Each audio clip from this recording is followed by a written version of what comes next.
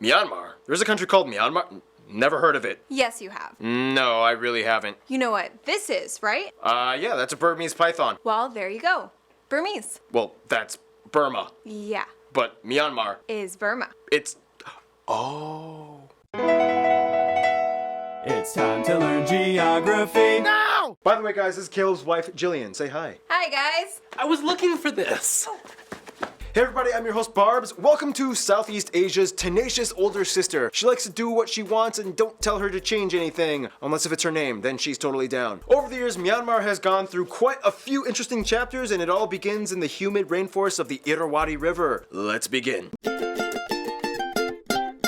Myanmar, or Burma, is pretty much the bridge that links the Indian subcontinent to China and Southeast Asia, and it's interesting to see the role that they play in the geopolitical atmosphere. First of all, the country is located in Southeast Asia, bordered by 5 other countries with a coast along the Andaman Sea and broader Bay of Bengal. They even have a long slice of the Kra Isthmus, part of the peninsula that is shared by 3 countries. Here, the southernmost mainland area, Kautong, can be found. However, on the coasts, the country has over 800 islands, and the territory extends further south. The southernmost point is here, Christie Island. If you go just a bit north though, the largest island, Kadan Kyun, is located. Keep in mind these small islands, known as the Cocos, just off the Andaman Islands belonging to India, are also Myanmar's territory. The country is divided into 21 administrative divisions. This is where things get a little tricky. First, there are 7 states and 7 regions. They are considered equivalent, and the only distinction is that the states typically have an ethnic minority, whereas regions have the largest majority group, the Bamar Burmese people. Within these 2 areas, the Shan State and the Sagaing region, 5 self-administered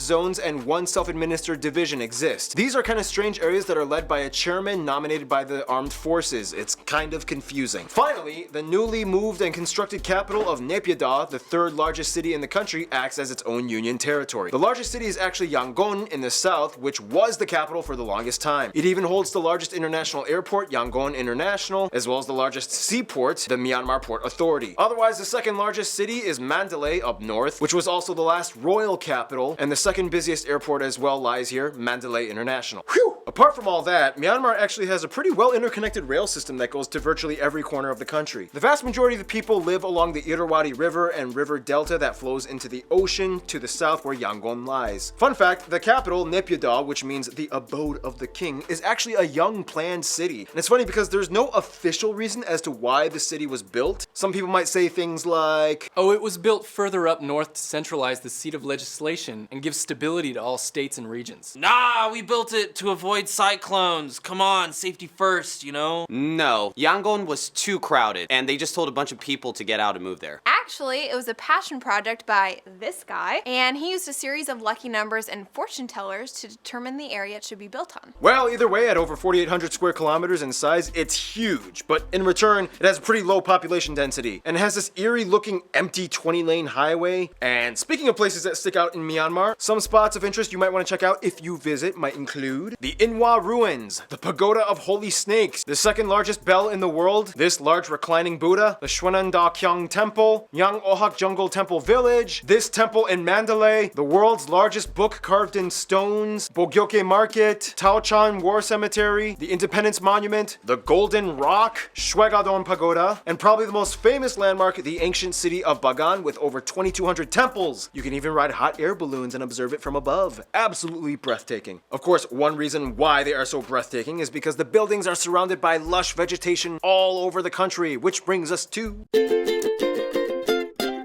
Now, in the best way I can put it, if you look at Myanmar's layout physically, it kind of looks like a spilling bowl. Let me explain. The country is basically surrounded on all sides from their neighbors by various mountain chains. You have the Arakan, Yoma, and Ching Hills in the southwest, the Naga Hills and Hengduan Mountains, part of the larger Himalayas in the north, where the tallest peak in all of Southeast Asia, Hakakaborazi, can be found. Then there's the Shan Plateau, the Karen Hills, as well as the Dana and Tenasserim Hills in the south. That means the central interior of Myanmar is generally flat, with incredibly lush valleys fed by the longest and most important river of the country, the Irrawaddy, sourced by the snowmelt and springs of the Himalayas up north. Speaking of the north, the largest natural lake in the country can be found here in Doggy Lake. It also has a cool pagoda on it. Unfortunately, Myanmar is kind of smashed right in between the Sunda and Indian plates, right off the Burma microplate in the ocean, and the entire lush center of the country lies on the Sagaing fault line, which is subject to occasional earthquakes. A recent one in 2016 destroyed or damaged over 170 ancient temples in Bagan. In addition though, this also also gives Myanmar some geothermal activity. The country contains some of the few rare mud volcano spots in the world, mostly near the town of Minbu. Mud volcanoes, huh? We should hang out sometime. Yeah, there's lots of stuff going on, but as you know, it's time for Myanmar triple shot espresso break, which means Noah comes in and fills in for the rest of this segment. Ahem. Myanmar triple shot espresso break. Oh, sorry, I forgot about the whole bad pun thing. There, see, was that so hard? Thank you. Production-wise, Myanmar is loaded with various resources and industries. More notably, though, they are known for producing precious stones like high-quality sapphires, pearls, jades, and rubies. Wait, don't they have a pagoda made out of jade? Yes, they do. Dope.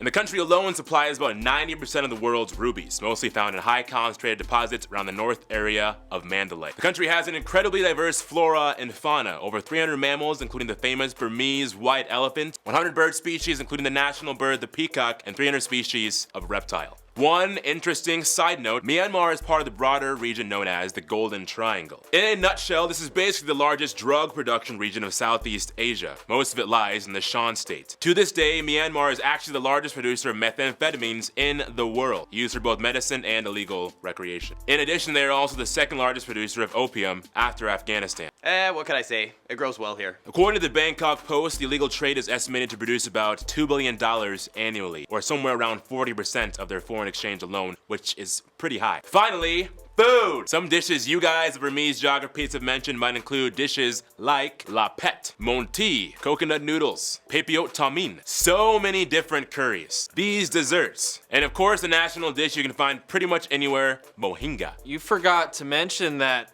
Tanaka, am I pronouncing that right? Yeah, Tanaka. Tanaka stuff. It's like the sunscreen they make from tree bark and like everyone puts it on their faces. Yep, that too. Dope. And that's just one of the many cultural traits you'll find here, which brings us to... Thank you, Noah. By the way, one of our fans from Canada sent fan mail and they want to give you these Arnold Schwarzenegger socks. Oh, that's fantastic. Thank you. I'll be back. Now, Myanmar's people are honestly some of the most fascinating in the world because there's over 130 ethnic groups in the country. Each one kind of retains some kind of unique trait untouched by contemporary values. First of all, the country has somewhere around 56 million people and has one of the lowest energy consumption rates per capita in all of Asia. Out of the many ethnic groups, the largest ones are the Burman or Bamar at about 68%, next are the Shan at about 9%, the Karen at about 7%, the Rakhine at about 4%, and the rest are made up of the remaining 130 groups with a noticeable Chinese and Indian community. For their currency, they use the chat. Yes, in Burmese romanization, KY makes a ch sound. They use the type C, D, F, and G plug outlets, and surprisingly, even though they were a former British colony and some of their neighbors like India and Thailand drive on the left side, they actually drive on the right side of the road, but it's weird because most of their cars still have right-hand side steering. Now, before we go forward, let's clear something up. What is the title you give someone from Myanmar? Why, thank you for asking, Ken. Most people from Myanmar are Burmese, which is just another name for the Bamar majority people group. This is also why the country was called Burma in the past. However, not everybody in the country is Burmese ethnically, so if you meet somebody from Myanmar that is not Burmese, you can call them by whatever group they belong to, like the Karen or the Shan. Or if you really want to play it safe, the general title for anybody from Myanmar is Myanmar. But wait, then what is the language they speak in Myanmar? Wow, you have such inquisitive pep today, Ken. Thank you for asking as well. They speak the language of the majority group Burmese. The Burmese language is a unique tongue unrelated to any of their neighbors. Linguists say that maybe it's a distant cousin of Tibetan, but for now it's kind of its own thing. And it's written in a strange, weird script that looks like alien bubbles. You could stare at it for hours.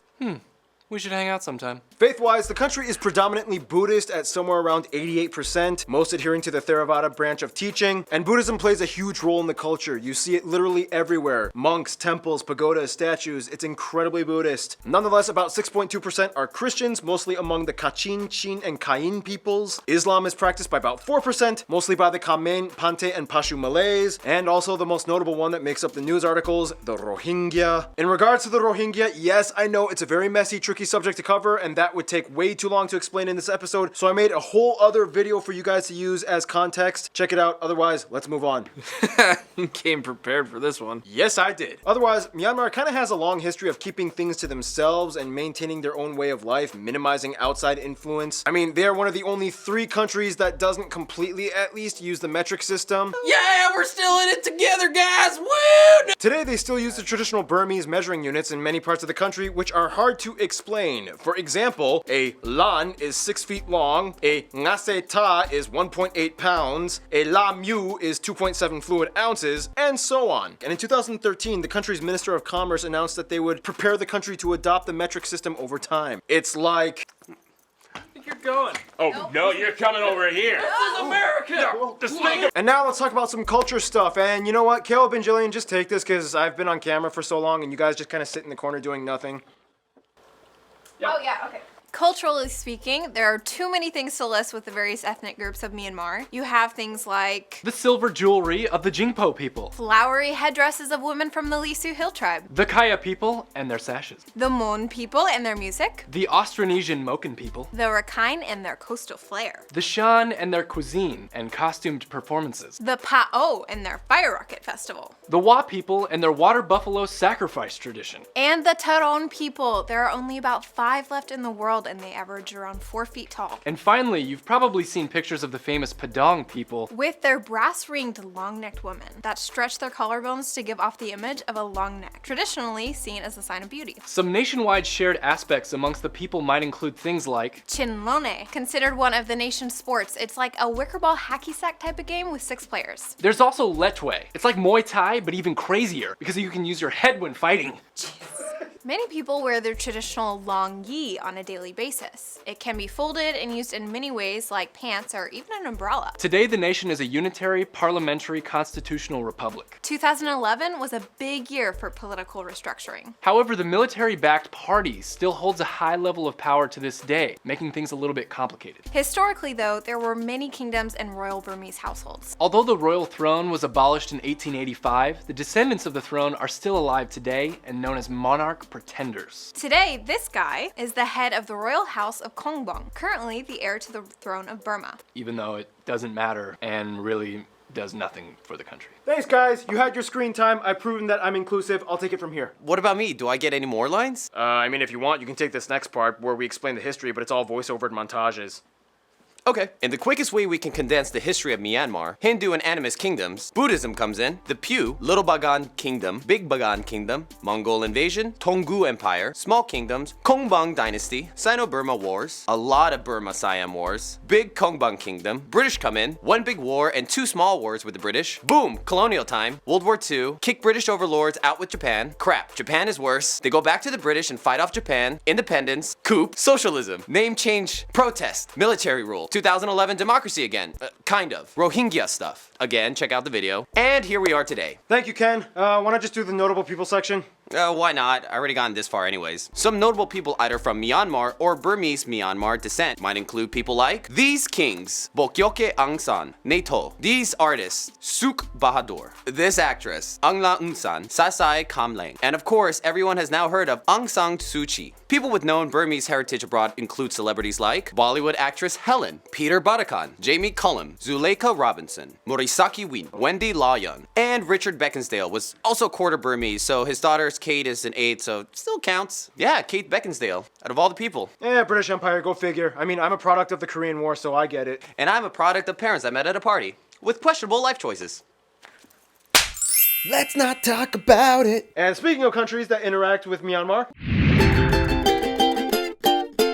now, Myanmar is funny because, politically speaking, they are, for lack of a better term, a little intense with domestic policy, but they have lots of business and trade, so they always kind of end up interacting with the outside world no matter what. It's like, my arm is stuck in a bear trap, but I'll have a triple shot latte. First of all, China and India have both had their ups and downs with Myanmar. For India, things started great as they worked together to fight drug trafficking, and many of the same tribes of the northern states share family across the Indian border. Roads were built to connect the isolated provinces, and trade is pretty strong. They are the 4th largest trading partner and 2nd largest export market. Things got a little strained though when India supported the democratic movement and condemned the arrest of Aung San Suu Kyi, but today things are better. With China, there were some border wars in the past, and Myanmar doesn't really like the whole Tibet annexation thing. There were some anti-Chinese riots in the 60s, but then in the 80s, they gave lots of money and supplies to the ruling military junta. They also agreed to build a Chinese intelligence base on Great Cocoa Island, and now Myanmar acts as kind of like China's closest eyes and ears to help monitor activity in the Indian Ocean, which is kind of like a slap in the face to India as they kind of gave Myanmar those islands. As a member of ASEAN, or the Association of Southeast Asian Nations, they generally get along with all their other Southeast Asian neighbors. Historically, Thailand is like the sister that they always kind of get into fights with and argue over small things. They used to hate each other, but today, in modern times, they realize that when they work together, they can make tons of money and cooperate well. They are the largest trading partner. About 80% of Thailand's migrant workers are from Myanmar, and trade is important between them. Nonetheless, every so often they might throw a few rocks here and there. On a personal level though, many people I have spoken to have said that, oddly enough, Japan might be considered their best friend. Tons of Japanese companies have opened up in Myanmar, giving them jobs and education opportunities. Tons of Japanese volunteers come over to help the poor and orphaned kids, building schools and hospitals. And in general, Japan has kind of acted as like the mediator that has never really had any crazy drama with them. Everybody in the country generally has high regards for the Japanese. In conclusion, Myanmar is a place where Buddhism and beauty meet earthquakes and conflict, vibrant colors, sounds, taste, but with a slight stressful twitch in their eye. Either way, they are Myanmar. Stay tuned, Namibia is coming up next.